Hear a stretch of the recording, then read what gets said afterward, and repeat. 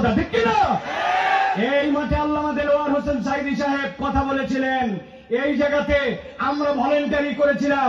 তারপরে আজকে 19 বছর পরে আল্লামা মামুনুল হকের মতো একজন লোক আসছেন। আমরা এই ধারাবাহিকতা বন্ধ করতে দিতে চাই না।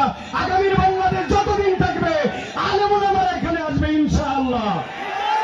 আল্লাহ আমাদেরকে কবুল করে বল আল্লাহুম্মা আমিন। ওয়া আখিরু দাওয়ানা আলহামদুলিল্লাহি রাব্বিল আলামিন। ওয়াসসালামু আলাইকুম ওয়া রাহমাতুল্লাহি ওয়া বারাকাতুহু। আমার ভাই জনাব আব্দুল হাই সাইফুল্লাহ বলে গেলেন যে দীর্ঘ একটি বিরতির পরে আজকে এই বিশ্ববিদ্যালয়ের ক্যাম্পাসে বাংলাদেশের একজন আলেম এভাবে আমন্ত্রিত হতে পেরেছেন। তো আমরা এই বাংলাদেশই দেখতে চেয়েছি। আল্লাহ পাক জুলাই অভ্যুত্থানের মধ্য দিয়ে আমাদেরকে সে বাংলাদেশ দিয়েছেন। আমরা যেন সে বাংলাদেশকে তার কক্ষপথে সামনের দিকে এগিয়ে নিতে পারি, আল্লাহ সে তৌফিক দান করুন। আসলে আজকের আয়োজন আমি জানি খুবই সংক্ষিপ্ত। শরাফত ছাত্র মজলিসকে আন্তরিক অভিনন্দন জানাচ্ছি। প্রিয় সাথী ও বন্ধুগণ,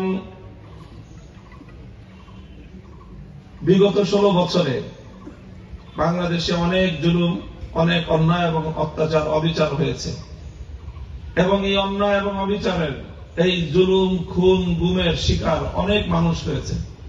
বিরোধী রাজনৈতিক নেতা কর্মীরা কিভাবে অকাতরে তাদের জীবন গিয়েছে।